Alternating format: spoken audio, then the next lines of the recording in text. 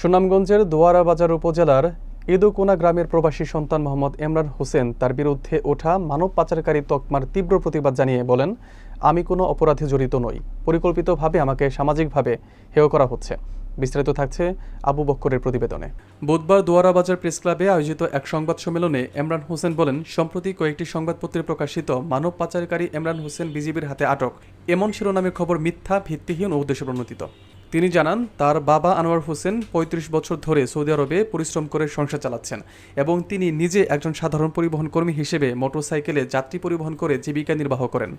এমরানের বক্তব্য অনুযায়ী যাদের বিজিবি আটক করেছে তারা কেউই তার পরিচিত নন এবং যেসব আত্মীয়ের নাম এসব খবর এসেছে তারাও এ ধরনের কোনো অবৈধ কর্মকাণ্ডে জড়িত না। তার অনুরোধ, তথ্য প্রমাণ ছাড়া কাউকে এভাবে অভিযুক্ত করে সংবাদ প্রকাশ না করা হোক। একই সঙ্গে তিনি অপপ্রচার চালানো ব্যক্তিদের বিরুদ্ধে তদন্ত ও আইনি ব্যবস্থা নেওয়ার আহ্বান জানান। আমি একজন সাধারণ নাগরিক, প্রবাসীর সন্তান, সেই সম্মান নিয়ে বাঁচতে চাই, এরকমটাই বলেন এমরান।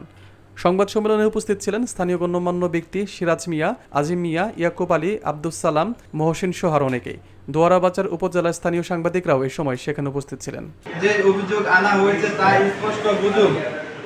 বুগলা বাজার সীমান্ত দিয়ে কোনো কোটি কোটি টাকার পণ্য যাতায়াত করছে এমন কোনো তথ্য থাকলে তা প্রশাসনের তদন্ত করুক, কিন্তু ব্যক্তিগত আক্রমণ ও অনুমানিক ভিত্তি অপবাদ কোনোটাই গ্রহণযোগ্য নয়।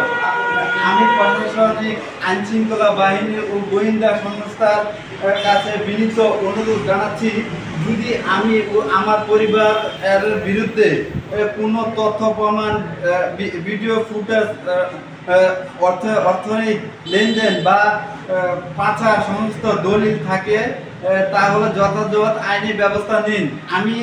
আমি নিজে আইনে মেনে তদন্ত জন্য প্রস্তুত।